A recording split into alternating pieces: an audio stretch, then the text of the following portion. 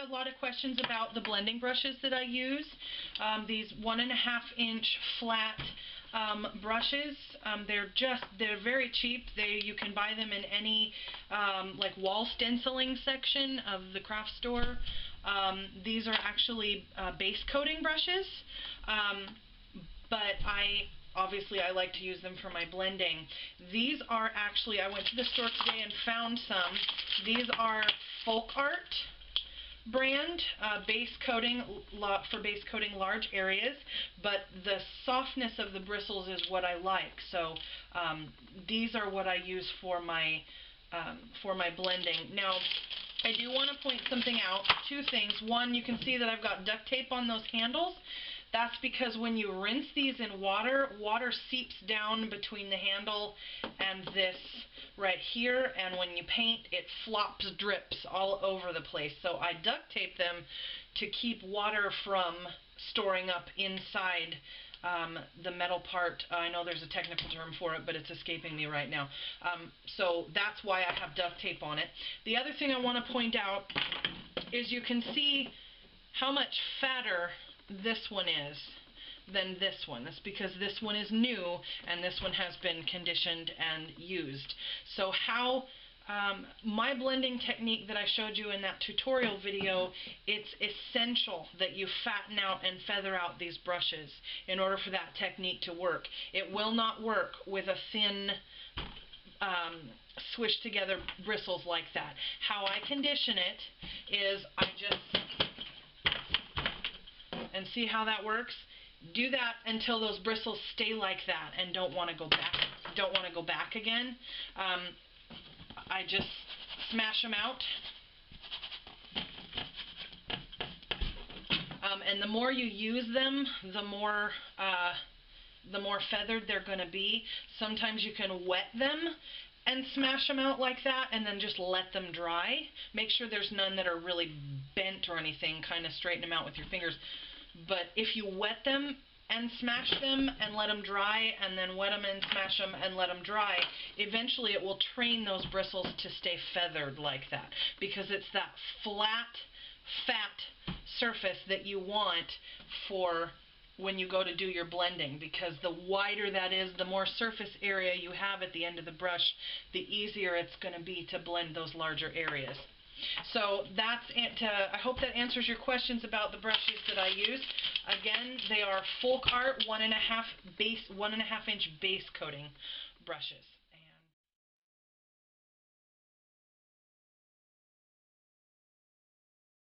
I've worked a little bit more of the China blue into some of these clouds to give them a little more depth. Next, I want to show you how to do reflections of the sky, like say this whole thing is water. We want to go into our China blue and wet it down a little bit so it's just on the runny side. You don't want too much water, but you do want it thinner than it comes out of the bottle. So clouds, I don't know if you've ever noticed, but clouds in nature are always straight bottomed at the horizon. So you can see some hard lines here to kind of give that, these are close to the horizon, so the bottom, some of them are more flat. So I'm going to take this China blue, and to separate my sky from my water, I'm going to blend down to a white, well, not a white, but more like the China blue. Now those are hard lines, so I'll soften those. But I've got this band of light color to separate the sky from the water. And then I'm going to press almost all the water, again, out of my brush so that it's almost dry. And then I'm going to go back over these hard lines, and you can just go straight back and forth to soften those, because the bristles themselves, when they're spread out like that, the bristles will do the softening work for you, which makes it really easy to soften that line. Okay, so again, I'm going to go back in with my dark color first. Got a little extra water in that brush, so I'm going to press it into the paper towel a little bit.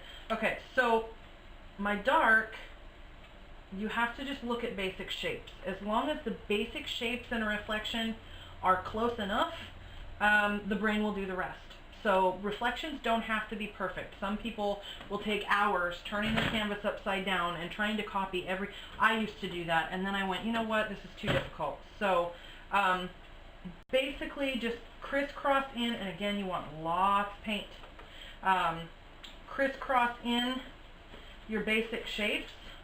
It goes this way and that way, so I'm going to take it this way. Bring it out to the edge here. And that way. And colors don't have to match. It can be lighter in the water, it can be darker in the water. It just depends on what your paints decide to do for themselves. I am going to grab a little more of the Admiral Blue, because this is just a little brighter than I want it to be, because this is really dark up here. So I'm going to take some more Admiral Blue and a little bit of that burnt umber and make my blue a little darker. Bring it out to the edge of my palette stand, or my easel stand. Okay, and I'm just going to kind of use shallow little crisscrosses to blend it in with the horizon there, so that it's, and this one goes up this way and over, so I'm going to go down this way and over. So basically, pretend like you're holding a mirror up to it, and just get basic shapes in the right areas, and the brain will go, oh, that's a reflection.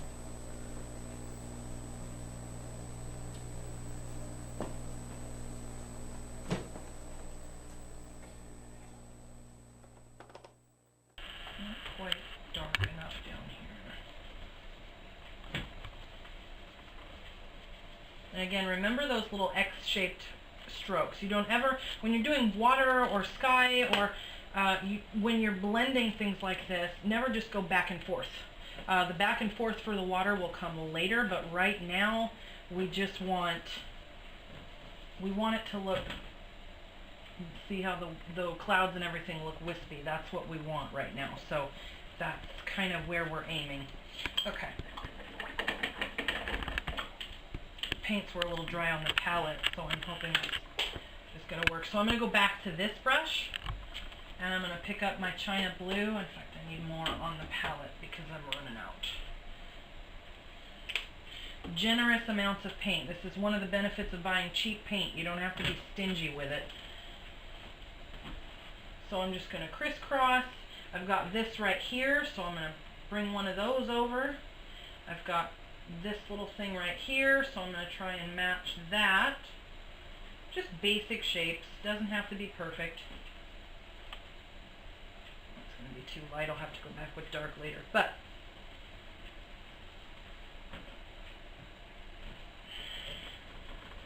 so just crisscross in your basic shapes. Remember, lots of paint because you want it to stay wet.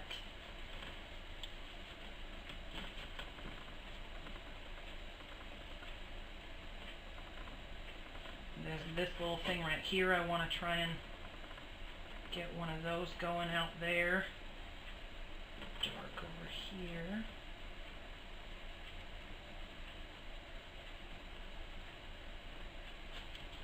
Okay. And I like to back up, because if the basic shapes are too different, it's going to stand out to your eye. So I need to bring this light color over a little more.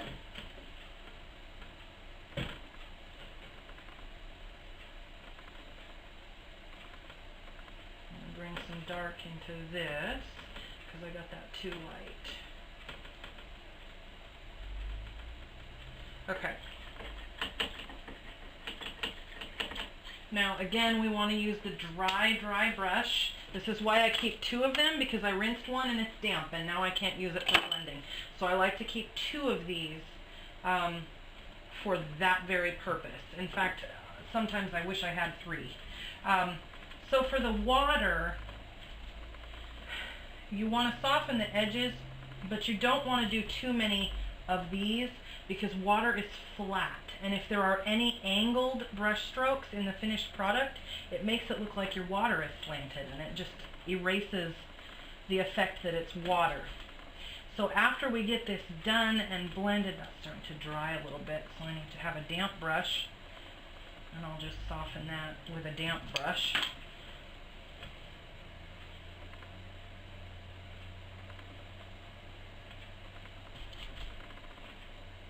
So I am kind of going back and forth initially in the water to kind of blend the edges and soften those colors, but then I want to go over it with a completely straight, I'll show you that in a second, but you want to keep your water straight, because like I said, any angled brush strokes and it looks like your water's running off the wrong direction. So I can do a few circles to kind of add some interest.